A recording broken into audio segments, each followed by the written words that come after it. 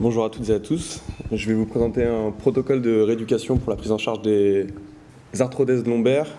Ça sera potentiellement assez similaire pour tout type de chirurgie au niveau lombaire. Ce sera juste on va dire les durées de prise en charge qui vont un petit peu évoluer.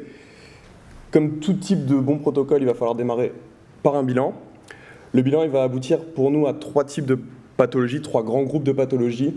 Le premier, qui sera considéré comme un déficit de mobilité. Le déficit de mobilité, pour nous, il est résumé par une douleur au niveau local. Et ensuite, on aura 2 types de... Ça marche pas? Si. On aura 2 types de pathologies irradiantes, à savoir la première, les compressions lombaires, et la deuxième, ce que nous on appelle les sensibilisations. Au niveau symptomatologique, pour ce qui est des compressions, les 3 gros symptômes, ça sera une perte de force, de sensibilité et de réflexe. Et pour ce qui est de la sensibilisation, ça sera caractérisé principalement par une diminution de la capacité de glissement au niveau du nerf. On enchaînera directement avec la rééducation. Cet article nous indique l'importance de la prise en charge en préopératoire pour tout type de chirurgie au niveau lombaire.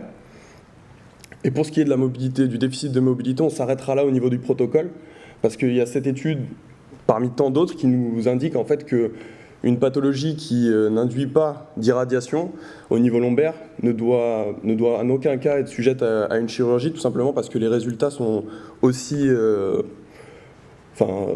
bons avec une prise en charge en rééducation intensive bien mise en place. Donc après, il faut se poser la question de la personne qui réalise la rééducation, mais normalement, on doit pouvoir aboutir à des résultats similaires. Bien sûr, si on n'a pas de résultat positif, la question sera tout autre. Pour ce qui est de la compression, on commencera par un bloc de 5 à 10 séances. 5 séances si on est confronté à on va dire un échec au niveau de la rééducation. 10 séances si on est sur quelque chose de positif. Je ne vais pas détailler le contenu, mais on est vraiment au niveau de... L'objectif, c'est de travailler sur les symptômes, à savoir donc perte de force, de réflexe et de sensibilité. Et donc ça passera surtout sur des mobilisations dans le sens de la décompression. Une fois qu'on a réalisé ces 5 ou 10 séances en fonction, on aura nécessité de mettre en place un bilan chirurgical. Bilan chirurgical qui aboutira à 2 situations. La première, une amélioration fonctionnelle. Ça n'a pas très bien pris. Une amélioration fonctionnelle. Et la deuxième, une amélioration sans modification de symptômes. Si on n'a pas du tout d'amélioration, on s'arrête directement aux 5 séances, je le rappelle. Dans le cas où on se retrouve avec une amélioration fonctionnelle, on repassera directement à la case rééducation, et ainsi de suite jusqu'à soit guérison complète, soit une amélioration sans modification de symptômes, un palier, qui nous permettra de passer à la case... Hop là, ça c'était sympa. Qui nous permettra de passer à la case chirurgie. Pour ce qui est de la sensibilisation, ce sera exactement la même chose avec des techniques différentes pour le traitement, techniques qui seront principalement basées sur le travail de glissement au niveau nerveux et de la récupération de mobilité au niveau articulaire. Tac. Une fois qu'on est passé par la case chirurgie, il y aura pour moi 2 gros blocs. Le premier de 0 à 3 mois. Pourquoi 0 à 3 mois? Tout simplement parce que nous, en tant que thérapeute, on a toujours envie de réduire cette période d'immobilisation, mais il s'avère que les études scientifiques nous indiquent qu'il faut parfois savoir être patient.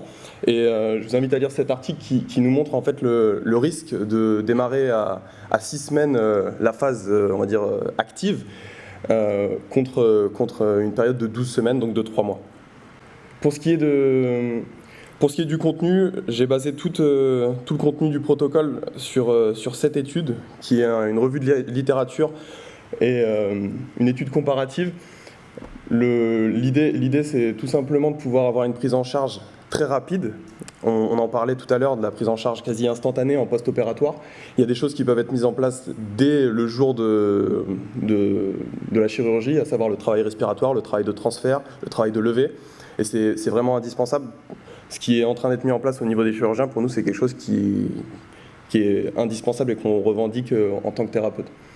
On enchaînera donc bien sûr avec tout un travail de renforcement qui sera d'abord isométrique pour ne pas induire de perturbation au niveau articulaire, un travail d'étirement, de cardio et une prise en charge psychologique. Quand je dis prise en charge psychologique, j'ai fait volontairement le choix de l'essai psychologique, même si on n'est pas des thérapeutes spécialisés, mais je pense qu'il est important d'avoir en tête l'importance au niveau psychologique pour tous les thérapeutes, donc aussi bien les chirurgiens que les kinés, que même le personnel soignant, tout simplement parce que, j'en parlerai tout à l'heure, mais c'est vraiment un critère indispensable au niveau de la réussite de la chirurgie.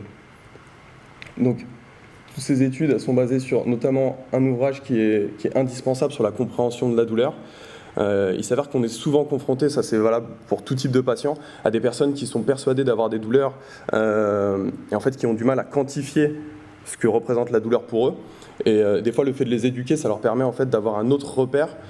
Donc on parle souvent des sportifs qui eux ont le problème inverse, qui ont du mal à considérer leur douleur, mais on a aussi des patients en post-chirurgie qui sont extrêmement inquiets et qui en fait ont une représentation de la douleur qui est trop importante.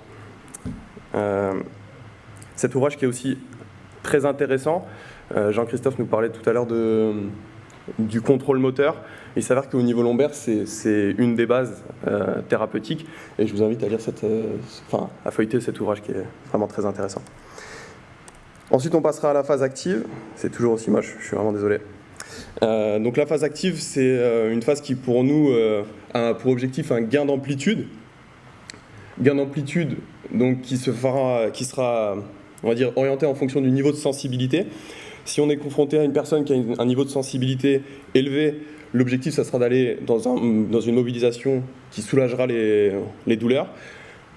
Et si jamais on est confronté à un patient qui a pas trop qui a un niveau de sensibilité assez bas, l'objectif ça sera d'aller dans le sens de la limitation articulaire.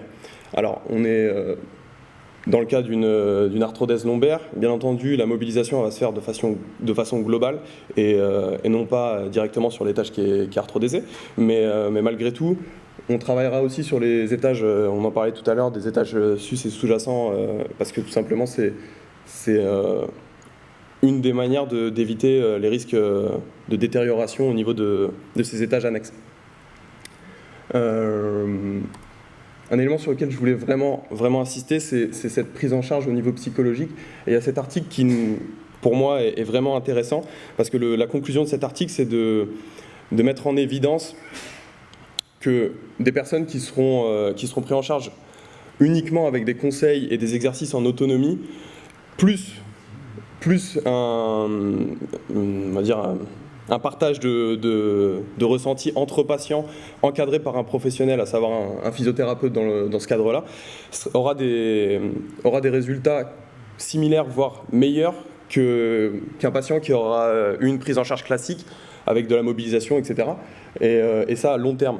Donc ça me semble vraiment important en fait, de pouvoir se dire que les patients, on ne peut pas se permettre de les abandonner dans la nature à partir du moment où on a atteint nos objectifs à nous. Et il ne faut pas oublier qu'une prise en charge au niveau lombaire, et notamment post-chirurgical, devra se faire sur le long terme, notamment sur le suivi. Pour ce qui est des objectifs thérapeutiques, bien sûr la priorité, ça sera la fonctionnalité, parce que normalement la logique c'est que s'il y a la chirurgie, c'est qu'il y avait une diminution de fonctionnalité, que ce soit pour un sportif ou pour une personne autre. Un contrôle moteur au niveau du bassin, donc une bonne gestion de l'anté et de la rétroversion. Et ça, c'est indispensable notamment pour les personnes qui vont avoir un travail en bureau, parce que la position assise, si elle n'est pas gérée, va automatiquement induire un retour de douleur. Gainage statique, ça c'est, on va dire, la base. C'est indispensable d'avoir au minimum 1 minute. Flexion lombaire, il me semble indispensable. Alors ça peut paraître surprenant pour certaines personnes qui sont dans la salle, mais c'est pour moi vital d'avoir à tout âge capacité de toucher ses mains au sol avec les jambes tendues. Je sais que ça fait tiquer certains, mais ça c'est vraiment un élément indispensable. Si ce n'est pas le cas, posez-vous des questions. Une extension lombaire, pour le coup, il n'y aura pas de limite. Il n'y aura pas de limite, mais il faut en avoir un minimum, malgré le fait que potentiellement on peut se retrouver avec 2 ou 3 étages arthrodésés, parce qu'en fait on se retrouve toujours à avoir une capacité de mouvement sur un étage libre.